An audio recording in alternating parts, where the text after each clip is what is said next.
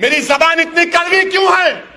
تمہارے ظلم کی وجہ سے، تمہارے دھوکے کی وجہ سے، تمہاری منافقت کی وجہ سے جو لوگ آ جا کر گنگا جمنی گنگا جمنی گنگا جمنی کی بات کرتے، دیکھو قاسم کو جو مارا گیا کیا وہ گنگا جمنی معاملہ تہذیب تھی؟ میں بھی چاہتا ہوں کہ ہندوستان میں گنگا جمنی تہذیب ہو، زندہ رہے، مگر یاد رکھو میری اس بات کو، یہ تہذیب نہیں رہی، یہ صرف کتابوں میں باقی ہے آج۔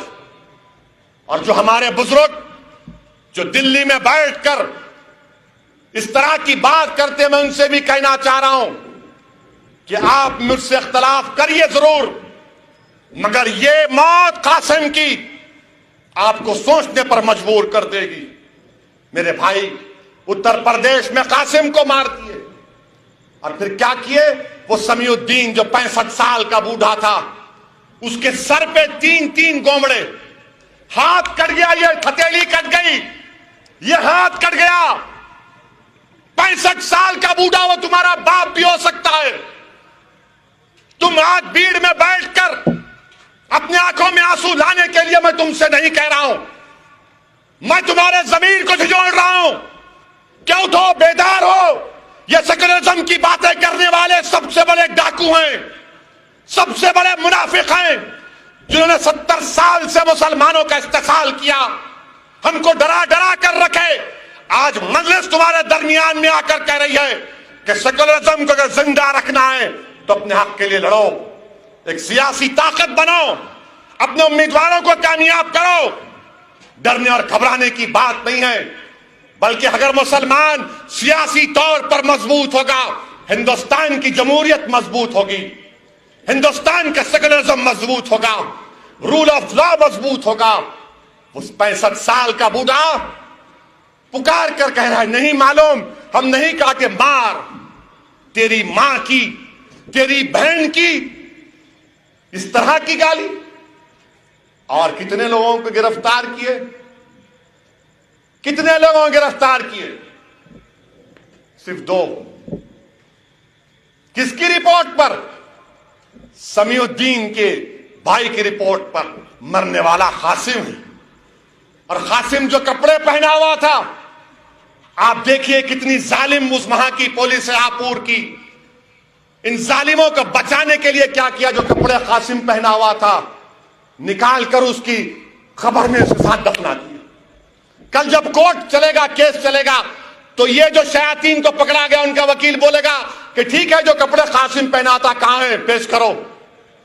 وہ بولیں گے نہیں ہے کپڑے، گئے بری ہو گئے۔ میرے بھائی، اس طرح سے حرکتیں کی جا رہی ہیں۔ اسی طرح میں آپ سے کہہ رہا ہوں کہ قاسم کی موت ہو یا ہمارے توحید انصاری کی موت ہو، یا پھر جھارکھنڈ میں ہمارے 2 بھائیوں کی موت ہو کہ مار مار کر جھارکھنڈ میں ہمارے ایک بھائی کو نڈھال ہو گئے مارنے والے، تو موٹر سائیکل پر بٹھا کر رسی سے باندھ کر۔ ہندوستان کے وزیر اعظم، یہ آپ کے دور میں ہو رہا ہے، جہاں جہاں آپ کی سرکار ہے وہاں پر ہو رہا ہے، جہاں جہاں آپ کی سرکار ہے وہاں پر دلتوں پر، مسلمانوں پر ظلم ہو رہا ہے۔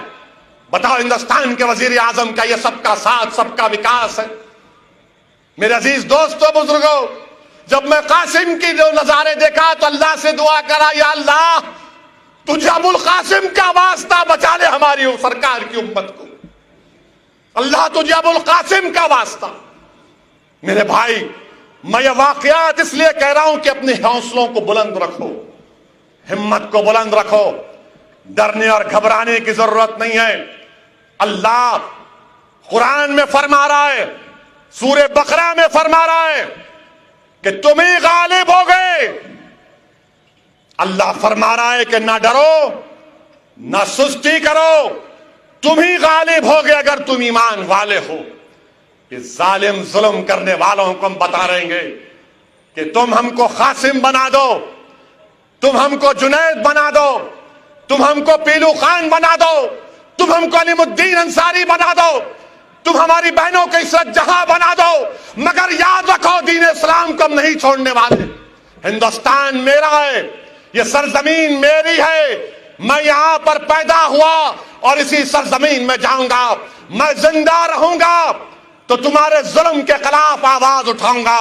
میں زندہ جب تک رہوں گا اللہ کے کرم سے تم سے پنجہ آزمائی کرتے رہوں گا.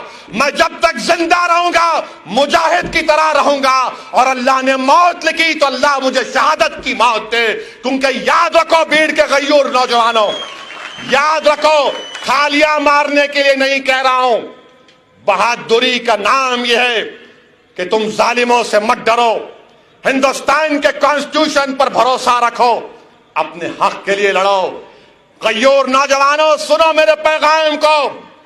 فرعون کو بھی ظالم تھا, نمرود کو بھی ظالم تھا, مگر اللہ نے فرعون کو اسی پانی میں ڈبو دیا.